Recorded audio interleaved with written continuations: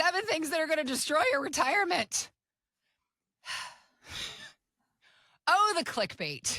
Yes. Oh, the clickbait. And here I am propagating it and putting it out there into the world. 7 things. 7 things. These things, if you're doing them, destroyed. What you must know to retire. This is not our list. This is a list that I came across. So I'm throwing it at Mike so that he can talk us through it. Calm us down. Let us calm ourselves, everyone. This is Mike Douglas, certified financial planner, aka Michigan's retirement coach. I'm Heather Branch, here to ask Mike about the clickbait things we find on the internet and how to work through them with calmness and strategy in mind. Michigan's retirementcoach.com is our website and where to go if you got questions for Mike and his team. We also have links posted in the show notes. So I think it was Yahoo Finance that actually reposted this article from benzinga.com. The 7 moves that will destroy your retirement account. So, Mr. Michigan's retirement coach, do you want me to read through these things? Do you want to you go down this list? And I'm just going down the list, and I'm going to tell right. you agree or disagree and why. Okay. And then also, is there something that's missing off this list? Tell us. Yeah. Go for it. All right. Number one, thinking your 401k is a retirement plan. So remember, these are the moves that will destroy your retirement account. Okay. It will destroy your retirement account if you think your 401k is a retirement plan. I'm a saver. I've got a 401k. I've got a plan. Will that destroy my retirement? You are wrong. You do not have a plan. You have a tool. That's like saying I have a hammer, so therefore I know how to build a house. Nope. It is a tool in the tool belt. You have to know how to use it, how it's taxed, how it's distributed, what are the requirement distributions on it, and what are the investment options. A 401k is a tool with fees, limited options, and not nearly enough options for most people. So It is a tool. It is not a plan. Number 1 mistake. Yep. Number 2 mistake. Letting fear or headlines drive decisions. Like, we know this. We know that that'll wreck your plan. But we still do it. It happens all the time, right? Oh, no. U.S. and China are fighting over tariffs. The market's crashing. Should we get out of the market? No. You should not probably get out of the market. I'm going to say probably because our compliance makes me always hedge a little bit, right? That's not the case for everybody, right? Right. Everybody's got a different situation, but you should never let headlines determine decisions, right? In the same way that you should never let a headline dictate maybe what the food you eat or what you like. Just do your own research. Know who you are. Have a specific plan. Reacting to markets will absolutely lead to selling low and buying high and missing the rebounds. So understand who you are before the bad times come and build that plan. Number 3, underestimating retirement costs will destroy your retirement account. Okay. I promise you that. That isn't what agree. Kind of costs? I agree. Living costs, medical costs, all costs? They shift, right? We always think that when I retire, my expenses will go down. And that's true. If you drive an hour to work and you eat out at lunch every day for work and all that stuff, yeah, those things will go down. Because I don't take lunch breaks at work. I don't. And so but I have had days off and I'm like, I'm going to go out to lunch today. I'm going to treat myself. Every day is Saturday. Yeah, in retirement. Absolutely. Yeah. And so they shift most of the time. Medical bills, home repairs, supporting adult kids, all these things can add up fast, especially with inflation. So just because you retire doesn't mean things get cheaper. It means that things shift. And so I think people say, oh, well, I'll live on 60% of my income when I retire. It's a stupid plan.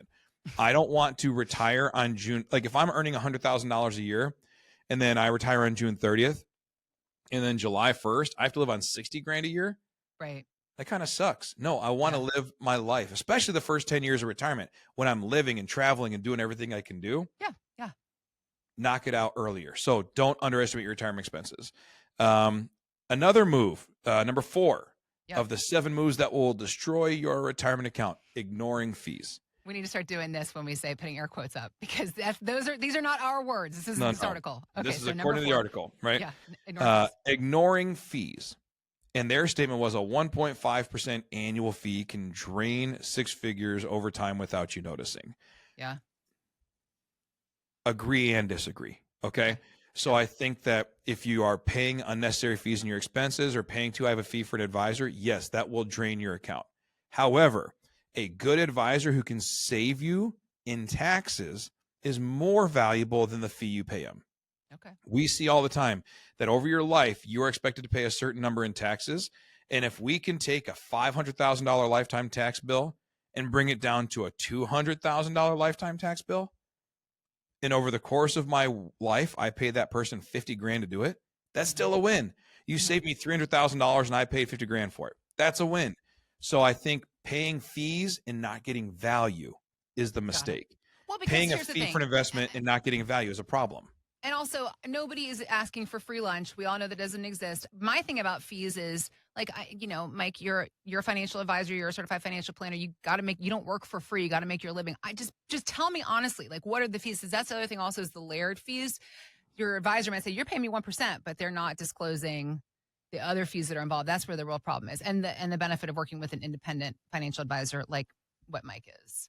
Well, and it's like when you go to the grocery store, everything you buy for the most part has tiers of quality, right? If you're buying peanut butter, you can buy these giant Peter Pan, military ration cans for $10, and it's like 100 gallons of peanut butter. It's crazy.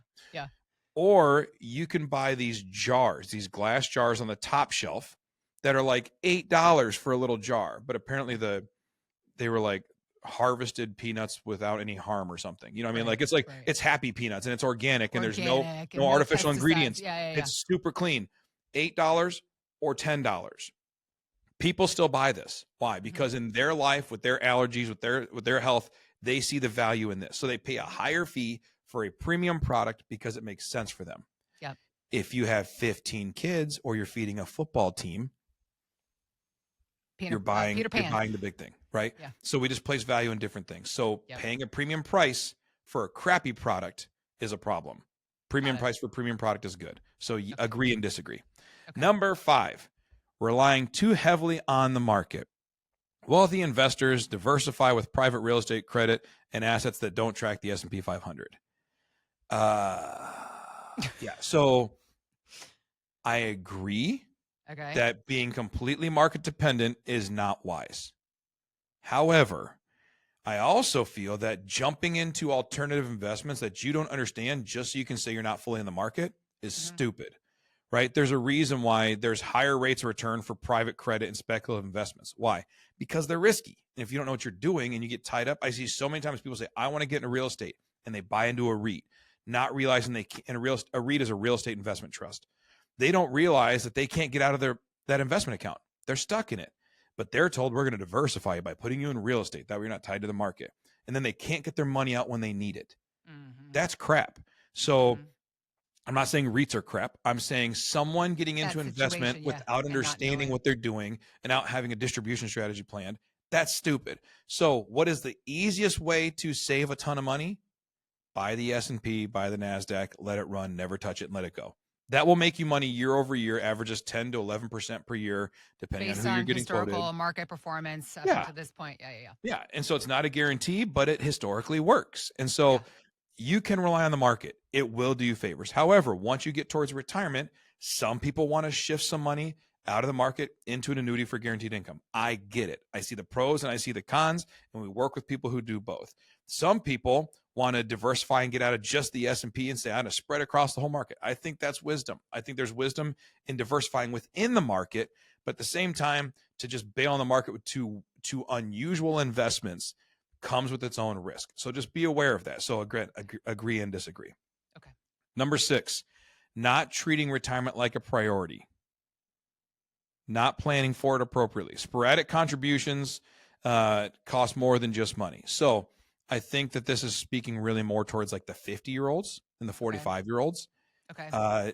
I know it's way out there, but it's really not that far out there. Yeah.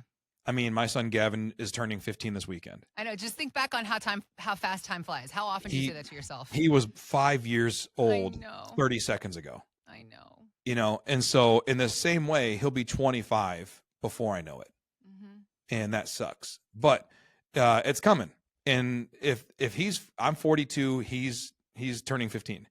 So that means when he's turning 25 and I blink twice and he's 25, I'll be 52. And all of a sudden, each blink, we're getting closer and closer. So you have to plan for it. So I 100% agree that not prioritizing retirement is a problem, and saying I'll catch up later does not work as well. Invest something now, put money away now, let it compound and grow and do you a favor. Number 7, Okay. overlooking home equity. Your biggest asset might be under your feet, and there are ways to invest in residential real estate without being a landlord. Okay. Okay. Real estate is one of the best tax havens we have in this country that's legal within the tax code. It is Okay. not for everybody.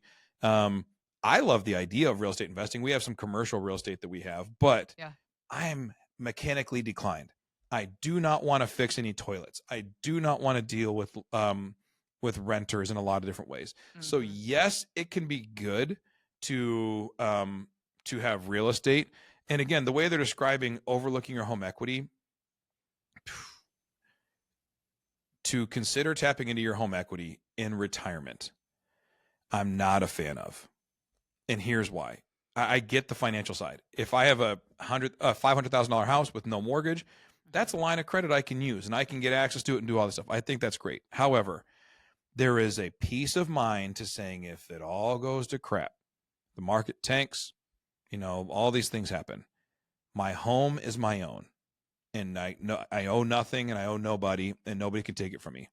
There is a peace of mind that a 60 to 65-year-old gets from that a 45-year-old will not understand. And I see it all the time. So yes, on a spreadsheet, I can make a case. Hey, you got this home equity. We should take this and rip the equity and go buy some investments, and you'll get more on your investments than you would get on the real estate. And it's a positive arbitrage. And the whole thing, you're putting debt on your home that doesn't have debt. Right. This isn't a gold rush. We don't want to live a life of get rich quick, speculative, trying to build something. If you're 30 or 40 and you're trying to build a company, it requires risk. It requires leverage. It requires doing these things. If you're 55, 60, 65, why the heck would we let someone put a note on our home that I spent all this time paying off? Yeah. So I disagree with that for retirees. I agree with it for young folk. Okay. So 7 moves that will destroy your retirement account. The list is pretty good. I hate when people give generic stuff like this, because what about a 50-year-old who's preparing for retirement, or a 55-year-old, or a 60 or 65-year-old? It's Right. just different. Yeah. And I think that people take these things too literally and say, oh, well, I need to not rely so heavily on the market. I need to go buy private real estate and credit. Do you even know what that means? So educate, inform, grow, learn more things, and learn fast, move slow. That would be my advice. Okay. Seems legit. If you have questions, if you want to avoid blanket advice and instead find out about how all of these rules do or do not apply to you, Mike and his team, they're here to help you get answers to those questions. MichigansRetirementCoach.com is where to go to start that conversation with Mike. We've also got links posted in the show notes. Don't fall for the blanket advice. Don't fall for the clickbait. Find out what these rules really actually mean for you at LifePlan Financial Design. They can help. MichigansRetirementCoach.com.